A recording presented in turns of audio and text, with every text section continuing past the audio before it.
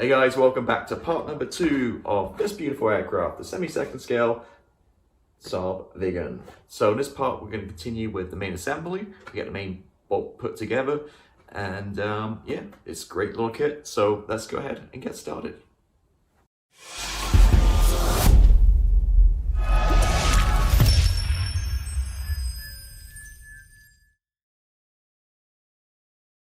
Okay, moving on, step number 8. So I drilled the 4 holes, which I always forget to do. So drill the 4 holes, no problem at all.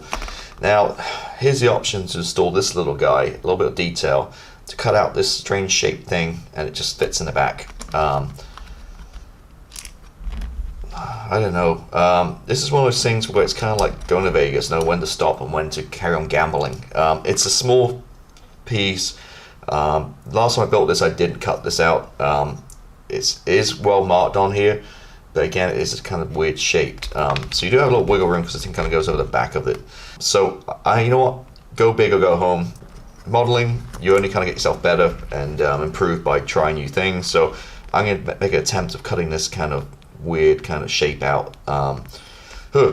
Wish me luck. I think I'm going to go very small and just kind of sand it back to where it should be. So I'm going to give it a shot, see how it goes. Hopefully don't ruin the whole thing. Yeah. So yeah, like I say, you don't learn unless you keep trying. So I built one of these before and didn't do it. So this time, you know what? Let's give it a shot and see. So I'm going to go ahead off camera and pull out my little saw and my knife and see if I can cut this weird kind of shape out right here. All right, so I did it. And it looking okay. So from the inside, just went with a sharp knife to kind of cut round. Again, you got kind of nice power line to kind of work with. So went a little bit on the inside of that, cut it out the main bulk. Then with these, which are really handy, these metal files, I do have one somewhere in here. It has like a 90-degree angle on it. Like this guy, to really kind of sand and get it kind of head around the edges. And I have a diagonal one to get into the create that little diagonal shape at the top. So these are great things. I bought these from eBay years ago, probably like 5 years ago. I think it came from China for like $2 for these little metal hand files. So yeah, really kind of cool little set here. It worked really good with plastic. Yeah, use them for good little jobs and stuff. So if you do come across these on eBay, I have no idea what the number or anything is. Like I said, I bought these like 5 years ago, but these work really great. So put those back in the drawer. So yeah, glued this on the inside, and it's not absolutely perfect, but I think it's good.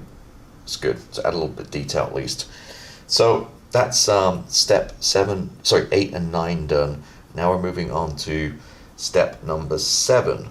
Okay, then on to step 11. We're doing two-piece intake, which I've done already. Painted it aluminum, put instructions. Not where you can see anything down here. And you basically sandwich it in between the top section, lower section.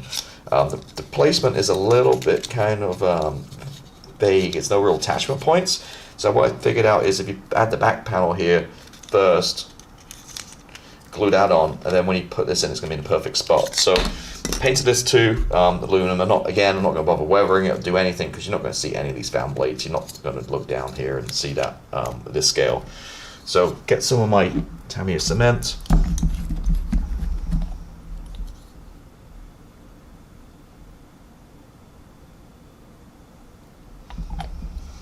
Then I'm just going to add getting the right way around, this back fan blade section.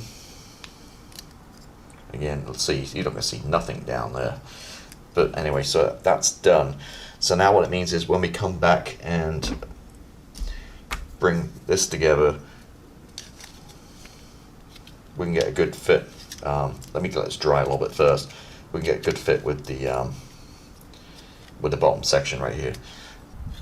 Right, so what I've done, I realized is I made a mistake. So this kind of like ring that goes around the back here, there's 2 in a box for some reason. So I put the wrong one on. So when I came to put this against the main fuselage,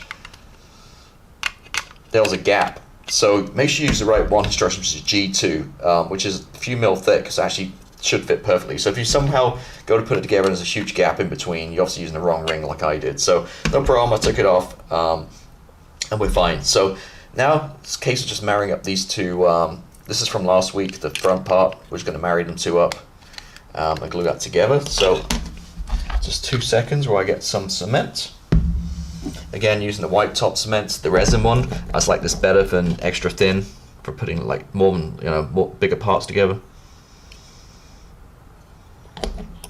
It doesn't, extra thin kind of dries almost instantly, so you have to be kind of a little bit careful, because by the time you put doing seams and stuff, it's dry, it doesn't work. So there you go. So the resin one in, make sure it clicks,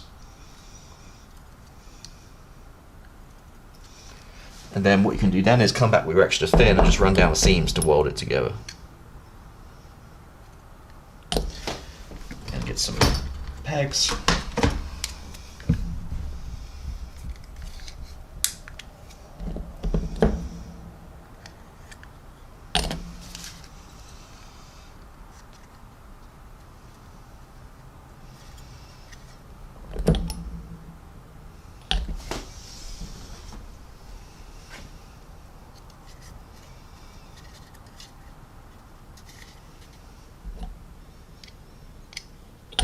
Cool. So you let that dry. Once that's dry, we'll come back and we can make the two sides together, the front and the rear fuselage. Okay, so gonna take my front end and add it to the back end. And again, if you put these together as like a 3mm gap, you've got the wrong ring. You're not using G2, which I made a mistake of doing. So it should fit snugly like that. So just a little dry fitting first, and come back again with my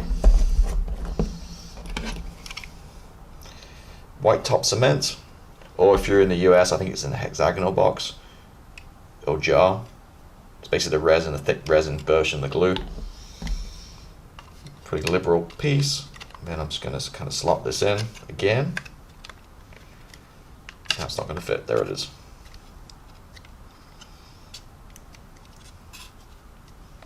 So as before, that first, and then come back with the weld action just to kind of run down the seams. Give it a real strong.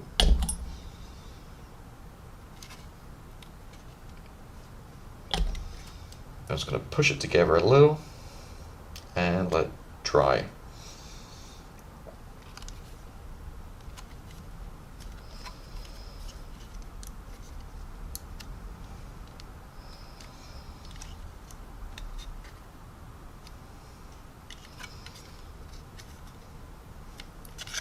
And there we go, we're kind of looking like a Viggen now. So, I'm not quite happy with that seam line right there. Just gonna add a little bit more glue. If not, might need a little bit of filler just to kind of fill it in a little bit. But see along there, it's like a bit of a gap.